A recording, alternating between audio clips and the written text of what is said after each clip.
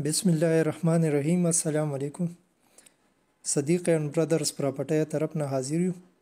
دا ټیم په مردان روډ ولاړ یو 400 کې. دلته موږ سره یو موقع راغلی ده چې په هغې کې د 5 مرلو نه واله تر 1 کناله پورې پلاټونه موږ سره شته. دا تاسو لیدی شئ، دا چترال کورونو روډ دی. په دې باندې چې یو منډ 2 پیاده را مخکې شئ نو دلته دا لار راځي، حضرت بلال کالونۍ په نوم باندې ګلي نمبر 2 په هلار ده. په دې باندې چې تاسو را مخکې شئ دا سیده سډیرو طرف ته تللی دا روډه، او په دې ګلۍ چې را مخکې شئ دا حضرت بلال کالوني ده. په دې باندې چې را مخکې شئ دې سر ته راورسئ نو د دې ګلۍ په دې اپوزیټ باندې دا سردار آباد کلی دی. دا مخامخ تاسو لیدی شئ دغه سردار آباد کلی دی.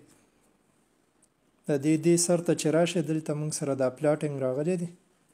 دا مین لاره چې کوم ده دا 45-50 فوټ ته سرکاري لار ده، او د پلاټینګ ته چې کومه لار درنه شوې دا 14 فوټ ده. په لاره باندې شینګله چوري شوي دي. د تحصیل نه د 15-20 منټ فاصله کې دی، او د کولاډیر نه د 5 نه 10 منټ فاصله کې دی.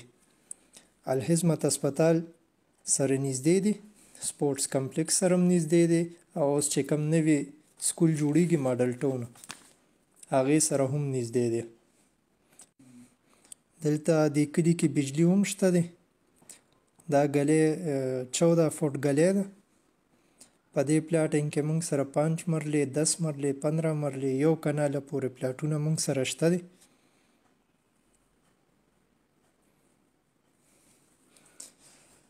روغ ځای دی، انتقال په لاس دی، هیڅ قسمه څه مسله پکې نشته.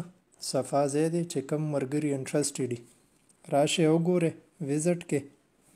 د دې مرلي ډیمانډ چې کم دی 1,50,000 روپۍ د مرلي ډیمانډ کوو.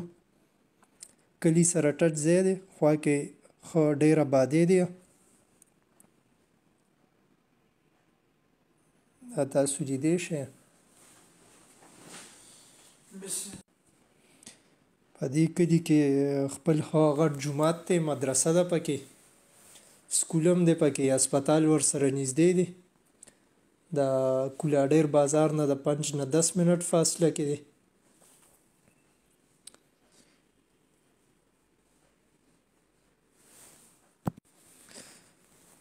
دا په مردان روډ چترال کورونه سردار آباد کلي 400 کې چې کوم دی دا موقع ده موږ سره. هغه ملګري چې کوم پکې انټرسټډ دي بره په دې ویډیو نمبر لیکلی شوی په دې باندې رابطه کولی شي.